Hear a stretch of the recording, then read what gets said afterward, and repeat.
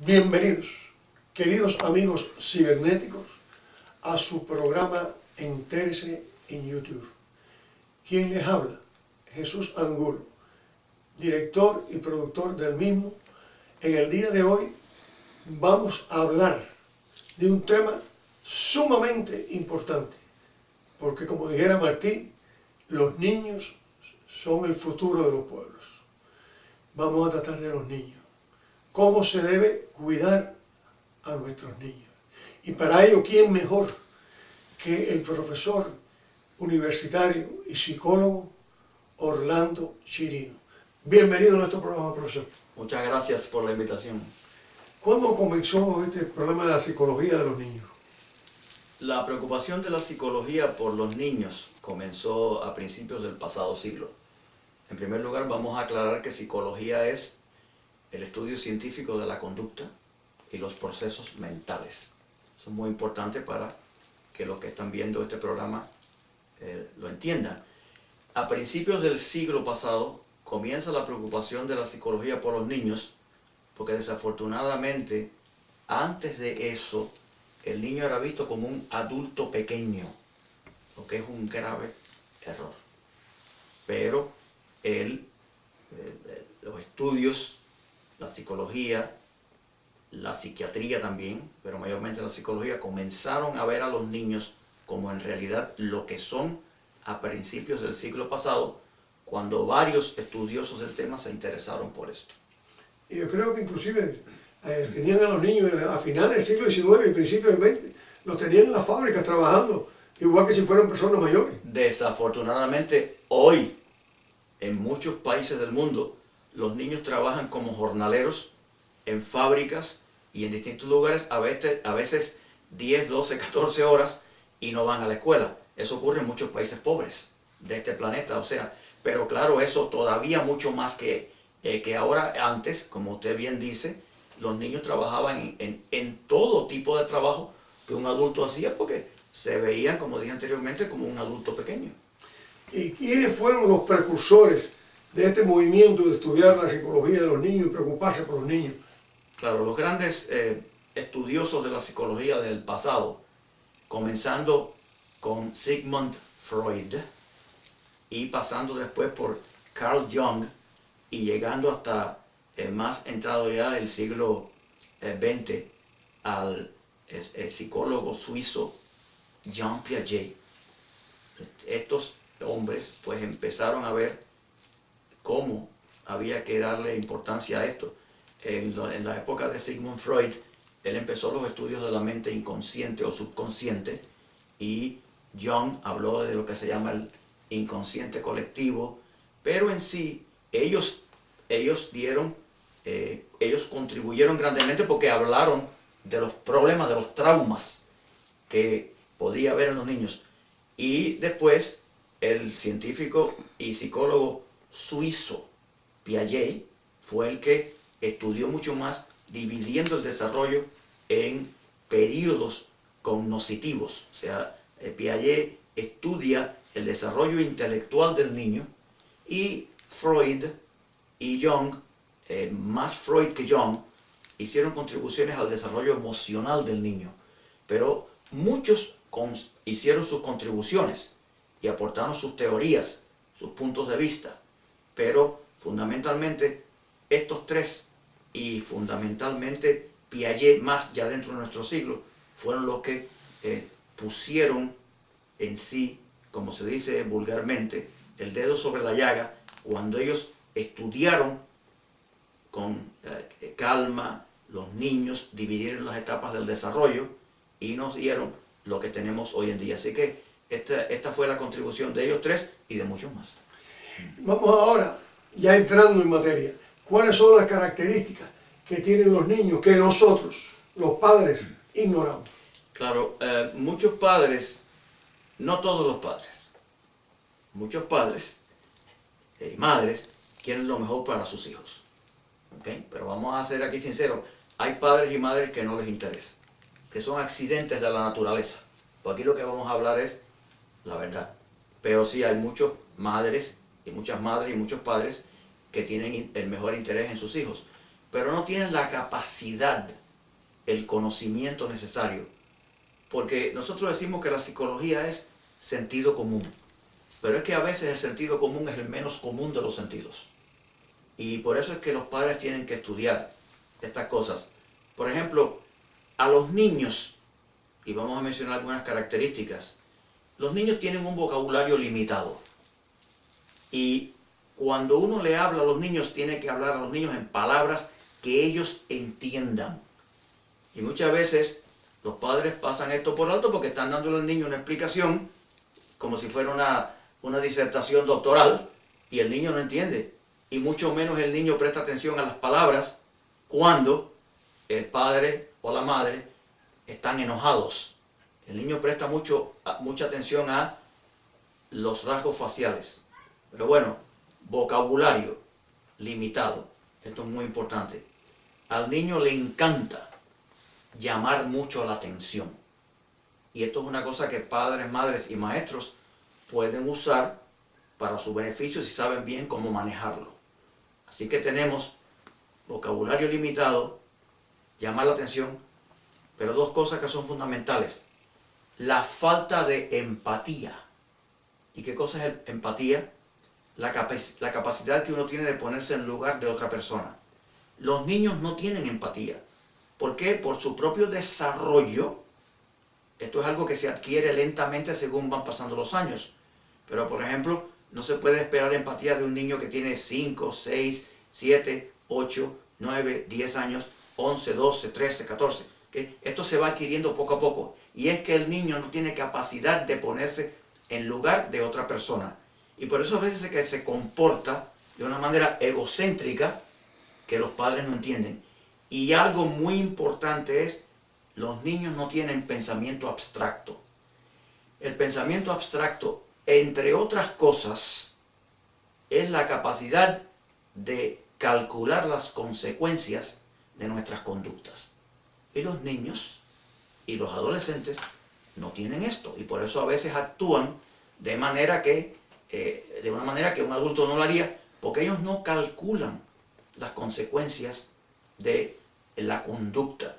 El adolescente tiene una cosa que nosotros en psicología llamamos el sentido de la inmortalidad, que es que se cree que a él nunca le va a pasar nada, y por eso a veces tiene hasta conductas arriesgadas. Así que si nosotros pensamos en estas cosas, vocabulario limitado, le encanta al niño llamar la atención, falta de empatía y falta de un pensamiento abstracto, estas son cosas fundamentales que hay que tener en mente cuando uno trata con los niños y trata de disciplinar a los niños.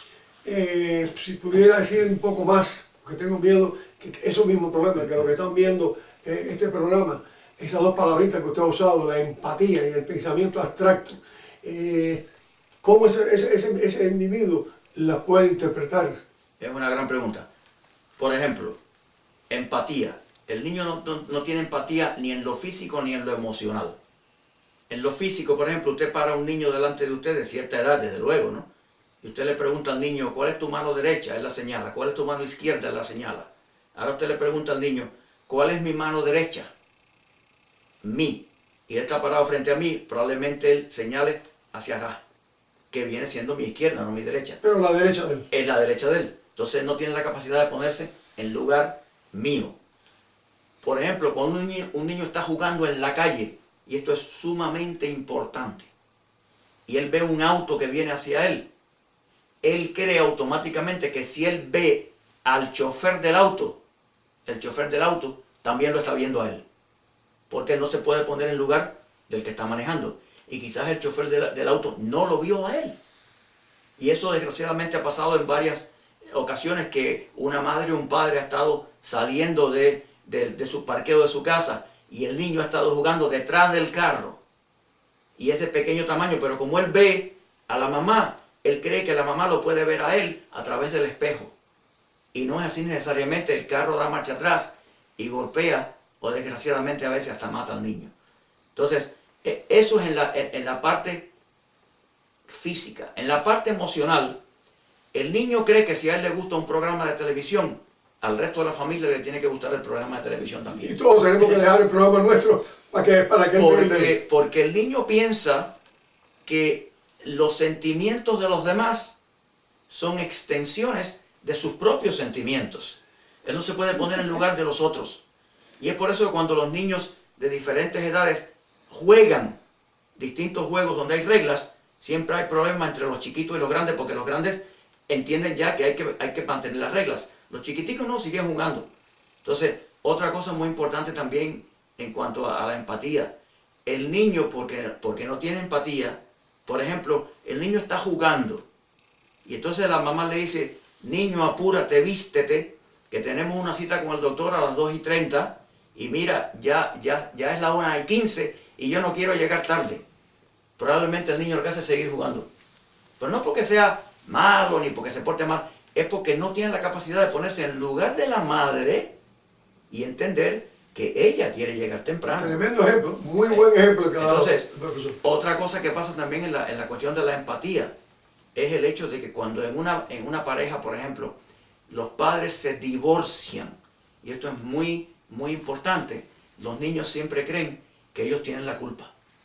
Y quizás el niño cree, y a veces no lo exteriorizan, el niño cree que los padres se divorcian porque él se porta mal en la escuela, porque él ha sacado malas notas en la escuela, porque no hace la tarea, porque él no tiene la capacidad de ponerse en lugar de los mayores y saber que ellos tienen otros problemas distintos a los problemas que él tiene. Y por eso es muy importante que los padres siempre le expliquen a los niños, en palabras que los niños entiendan, el porqué de una separación, para que el niño no cargue con esa culpa.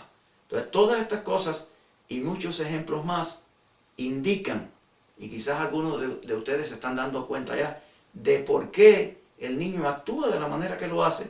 Y es simplemente porque el niño no tiene empatía, no tiene la capacidad de ponerse en lugar de otra persona. Esa es la clave. No tiene la capacidad de ponerse en lugar de otra persona. Exacto. Esa es la empatía.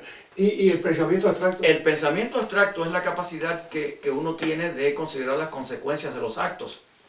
De sobra está decir que los niños no tienen esta capacidad y por eso a veces hacen cosas en las cuales se arriesgan la vida. Cuando yo era pequeño, esta persona que está hablando con ustedes, yo tenía 12 o 13 años, yo vivía en un lugar donde los trenes pasaban y estaban cargados de caña de azúcar y llevaban la caña de azúcar para los centrales azucareros. Había un cruce donde el tren aminoraba la velocidad y yo aprovechaba ese cruce con un grupo de mis compañeros que estábamos jugando en la zona para yo saltar hacia el tren en marcha. Yo lo hice muchas veces. Bueno, entonces yo me agarraba del tren y empezaba a tirar la caña de azúcar a los muchachos que iban corriendo detrás. Exacto. ¿Y eso qué cosa era para mí? Era una diversión. Jamás en la vida a mí me pasó por la mente, hasta un día que mi mamá me lo dijo, porque mi mamá siempre habló conmigo. Yo tuve mucha suerte, nunca me dio un golpe. Hablaba, y cuando ella hablaba yo entendía. Pero yo, hasta que ella no me lo dijo, yo no me di cuenta de cuál era el peligro al que yo estaba expuesto. Porque para mí eso era jugar. Entonces por eso usted ve los niños a veces que juegan en la calle y los adolescentes, ¿qué vamos a decir de los adolescentes que tienen un automóvil aquí en este país y van a toda velocidad? Y si el padre le dice, mira lo que le pasó a tu amigo que murió en el accidente, a veces el adolescente le dice, bueno, eso es él porque no sabía manejar. Porque el adolescente no tiene, hasta que llega a cierta edad, tampoco esa capacidad. De más está decir, hay adultos que tampoco la tienen. Entonces, que es considerar las consecuencias de sus actos. Pero eso es muy importante, saber que los niños tienen estas características para cuando uno aplica la disciplina, saber la manera de hacerlo. Ahora viene, diría que la pregunta más interesante y en donde la diferencia de edad, la edad mía, que estoy ya en la cuarta, ¿cómo es? Cuarta generación, comenzando ya la cuarta generación, y el caso del profesor que es mucho más joven, o quizás de otros padres mucho más joven que el profesor. La tercera y la segunda. ¿Cómo deben tratarse los niños? El sistema clásico y el sistema moderno. Muy bien, es una gran pregunta. El sistema clásico, la gritería, la bofetada, el cocotazo, como le decían en Cuba, que es el golpe en la cabeza, que dicho sea de paso, no se debe golpear en la cabeza. Pero bueno, el correazo, como si el niño fuera un animal, que alara una carreta había que darle con una correa. Yo recibí unos cuantos. Bueno, el chancletazo, la chancleta, pero la chancleta de madera, que es la que duele. Entonces, estos son los métodos clásicos. Amarrar a un niño en una silla, poner a un niño en penitencia, como hacían en algunas escuelas, 2 semillas de maíz y que se arrodillara. Eso es tortura. Entonces, aquí en este mismo país, en los Estados Unidos, hasta hace algunos años se usaba lo que se llama el paddle, que es un pedazo de madera donde se le daba al niño en las escuelas. Entonces, la pregunta es, ¿y esto dio resultado? Porque si estos métodos de disciplina hubieran sido efectivos, tendríamos un mundo mejor. Este mundo estuviera lleno de gente que se portaba bien en todo, pero es un mundo que es un desastre en muchas cosas. Entonces estos métodos no son métodos efectivos. Cuando usted golpea a un niño, una cosa que usted le está enseñando a ese niño de una manera muy efectiva es que la única forma en que los problemas se solucionan es usando la violencia. Porque usted ni siquiera se ha puesto a conversar con él y muchas veces papá y mamá no le preguntan al niño ni siquiera qué pasó, sino lo castigan directamente. A veces el niño no sabe ni por qué lo están castigando. Pues como ya dijimos antes, tiene un punto de vista diferente al punto de los mayores. Estos sistemas no han funcionado. Y si ahora alguien le dice, sí, pero yo respetaba a mi padre, a mi madre. Sí, usted respetaba a papá y mamá porque le tenía miedo. Se funcionaba con el miedo. Exacto. Esperando por mí. Pero el respeto debe estar basado en el amor, no en el miedo. Pero entonces usted le tenía miedo. Y cuando usted castiga a un niño, el niño entonces lo que aprende es que ya él sabe que puede hacer lo que quiera, siempre y cuando usted no lo capture en el acto. Y si usted lo captura, ya sabe qué es lo malo que le puede pasar. ¿Ok? Y lo sigue haciendo. Porque nunca usted se tomó el tiempo de sentarse a él y explicarle las consecuencias para su propia vida de lo que estaba haciendo. Hay que hablar con el niño en palabras que el niño entienda. Y sobre todo, ¿cuáles son los métodos de disciplina? Esa es una pregunta muy, muy importante. Los métodos de disciplina. El primer método de disciplina, porque vamos a aclarar que disciplinar es enseñar. Disciplinar no es dar golpes, ni patadas, ni correazos. Disciplinar es enseñar. Primera método de disciplina, el método más importante de disciplina, ustedes se van a asombrar cuando yo les mencione cuál es el método más importante que nosotros consideramos en psicología, que es el método fundamental de disciplina. ¿Saben cuál es? Dar un buen ejemplo. Ese es el método fundamental de disciplina. Porque si usted en la casa usa malas palabras, si usted en la casa grita, si usted en la casa no respeta a su esposa, si en la casa su esposa no lo respeta a usted, si ustedes están el día entero peleando delante de los niños, ¿cómo ustedes le van a exigir a ese niño que no lo haga? Si ustedes no le están dando al niño un buen ejemplo. Eso crea en el niño lo que se llama una disonancia cognitiva. Palabra que usamos en psicología. Y es que el niño en su interior se pregunta, pero ¿cómo ellos quieren que yo me porte de tal manera si ellos no lo hacen? Entonces, dar un buen ejemplo. Primer método y más importante método de disciplina que hay. Ahora que usted ha dicho todo eso, conociéndolo y usted, su sapiencia, su memoria, su buena intención, Gracias. su experiencia con su hija que me la ha contado, que logró hacer eso de esa forma, yo ahora quiero que usted se traslade a la realidad que este pueblo, que todos estamos viviendo. Realidad que, porque esa técnica de la psicología de ese tipo de forma que usted dice, no es de ahora nuevo. En esto se viene de los años 60, cuando el movimiento hippie arrancó este fenómeno del niño. Y consecuencia de eso, con el decursar de los tiempos, la lucha entre el psicólogo, los grandes psicólogos, en el caso suyo y otros más, planteando ese tipo de forma que había que tener con los niños. No sé, nosotros los mayores, el caso mío en especial, que tengo hijos, que tengo nietos, que tengo hasta bisnietas, que he visto alrededor mío, los padres, conozco bastante de una situación, pero no como psicólogo, sino como padre y abuelo y amigo de individuos padre y abuelo. Que hoy en día esos mismos padres, no yo, ya lo de mis padres, de mis hijos, de mis nietos, y se han encontrado con el fenómeno, y maestras ni hablar, tengo cantidad de personas que son maestras elementales, ese niño de primero a sexto grado. La maestra hoy tiene miedo regañar al niño. La maestra, y eso está afectando la propia educación de la maestra sobre el niño. Y los padres ni pensarlo. Porque el niño que usted por X motivo llega un momento que no soporta, no puede tranquilizarlo, le da, ese niño coge el teléfono y llama a la policía y usted está preso. O sea, todo lo que usted ha hecho en la vida que ha dado usted por ese hijo, resulta ser con todo este trato moderno que hay de cómo debe tratarse al niño, no sé qué pasa. O sea, en la práctica de esa teoría, porque todos los niños son iguales. Mire, hay niños buenos y niños regulares que le nacen el niño. en primer lugar, eso de que el niño toma un teléfono y llama a la policía, son excepciones de la regla. Y si usted al niño lo ha tratado usando técnicas de la psicología, el niño sabe que él no va a hacer eso, porque el niño lo quiere y lo respeta. O sea, entonces, esos son excepciones de la regla. Y muchas veces cuando un niño llama a la policía es porque ya no puede aguantar más en la casa. Así que eso es muy... Y estos métodos de la psicología no son de la época de los hippies. Estos métodos empezaron a principios del siglo pasado. Bueno, es que fue la época en que yo empecé a ver la falta de respeto al padre y la falta de respeto al maestro. Pero es que la falta de respeto ha existido siempre. Yo le puedo a usted, por ejemplo, citar crónicas escritas por Platón y Sócrates, que vivieron hace 2000 años, donde hablan del comportamiento de la juventud en tiempos de los griegos y los romanos más tarde, escritores romanos también, donde usted parece que eso se escribió anoche.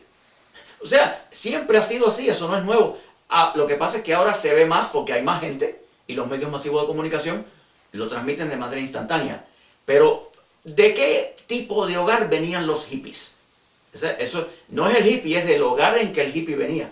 Y después ese hippie tuvo hijos y crió a sus hijos de la misma manera desordenada que el hippie estaba criado también. O sea, esto hay que buscar el hogar. Es muy importante buscar el hogar. Y eso que usted dice, por ejemplo, de padres y de maestros, la inmensa mayoría de los padres cometen un grave error, y es que solo le prestan atención al niño cuando el niño se porta mal. Y los maestros son iguales. ¿Okay? El famoso psicólogo norteamericano B.F. Skinner dijo con toda claridad que una conducta que se refuerza, que se premia, que se recompensa, tiende a repetirse. La conducta que se ignora, siempre que no sea disruptiva, claro está, y que se castiga, es una conducta que tiende a desaparecer. Si usted a un niño siempre le está llamando la atención cuando se porta mal, niño siéntate, niño no corra, niño no hagas esto, niño no hagas cosas que si es un niño, por ser niño las hace. Entonces cuando el niño se porta bien, usted ni siquiera lo menciona. Entonces el niño, como le encanta tanto llamar la atención, el niño va a portarse mal porque él sabe que es la única forma en que llama la atención. Es una cosa que es prácticamente inconsciente o subconsciente, vamos a decirlo de esa manera. Entonces, el niño hay que decirle las cosas cuando se está portando bien. Ese es el momento de decirle, de elogiarlo, de darle algo. Por ejemplo, cuando el niño, usted sale con el niño y lo lleva a una cosa que al niño le gusta y el niño dice, me estoy sintiendo aquí muy bien, usted le debe decir entonces a su niño, ¿sabes por qué estamos aquí? Porque yo te quiero, y también porque, y le menciona cosas buenas que él ha hecho. Al niño hay que siempre reforzar la buena conducta y no ignorarla, que es como desafortunadamente muchos padres y maestros hacen, que ignoran la buena conducta y lo que hacen es que refuerzan la mala conducta. Siempre la buena conducta hay que recompensarla y hay que mencionarla. Y en todas estas cosas y en otros métodos de disciplina también, uno tiene que ser persistente y consistente. Pero cuando yo estaba trabajando con padres, a veces me tocó la mala suerte, vamos a decirlo de esa manera, que a veces yo le decía estas cosas a los padres, les explicaba otros métodos de disciplina que hay, y los padres, ¿sabe cuál es la respuesta que me daban? Yo no tengo tiempo para hacer eso. Y otro problema grande que hay es la cuestión de con qué se entretiene el niño. Esos juegos de video que tienen hoy los niños, donde mientras más personas matan, más puntos acumulan. Eso es otra cosa que los padres tienen que controlar. A veces el padre dice, niño, juega ahí con el juego de video en el televisor o con un teléfono celular que se lo da para que el niño haga lo que quiera, para que el niño se esté tranquilo y no lo moleste. Esa es la generación que, no en todos los casos, pero en muchos casos, estamos criando hoy en día.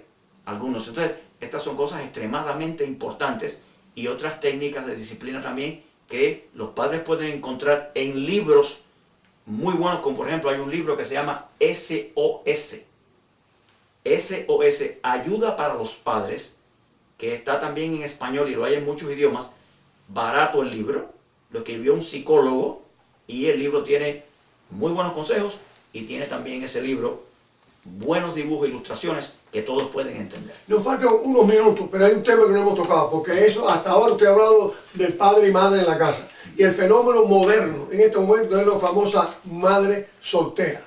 Marido la deja o no sabe ella ni cuál fue el padre, y entonces esa mujer tiene que cuidar, criar a ese hijo, esa mujer tiene que salir a la calle a trabajar, cuando regresa tiene que sentarse hasta hacer la tarea con ese hijo, tiene que preparar la comida, al terminar la noche lo que termina es muerta. Esa madre soltera, ¿cómo aplica esas teorías? Exactamente como yo le digo. Desgraciadamente, como yo lo he dicho aquí, desgraciadamente, como usted bien dice, es madre y padre. Así que tiene un doble rol. Pero eso no justifica. Tiene que hacer un esfuerzo doble entonces. Eso no justifica que trate al niño mal, que llegue al trabajo bravo y que le empiece a dar gritos al niño, dar golpes al niño. Ella tiene que hacer un esfuerzo doble. Y recordar que los niños tienen las características que he mencionado. Y una cosa que es muy importante que yo quiero mencionar es la manera en que el niño se expresa. En este país, sobre todo, hay una frase que el niño usa muy a menudo, que es I hate you. Pero esa frase el niño la ha aprendido de algún lado porque el niño no nace sabiendo eso.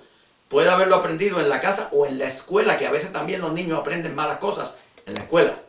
Entonces, cuando un niño dice I hate you, en inglés no lo traduzca literalmente. Eso en inglés quiere decir tú no me gustas. No tiene la misma connotación que tiene en español yo te odio. Profesor, entonces eso es importante maravilloso. Mantener esto en mente también, cómo el niño se comunica con usted y cómo usted se comunica con el niño, porque recuerde, tiene usted que darle el ejemplo. Señores, ha sido maravilloso como lo es siempre. Siempre que lo traemos, mejor no puede ser el profesor Orlando Chinguito. Y sin más, hasta la próxima, que lo volveremos a traer muy pronto. Se despide de ustedes Jesús Angulo.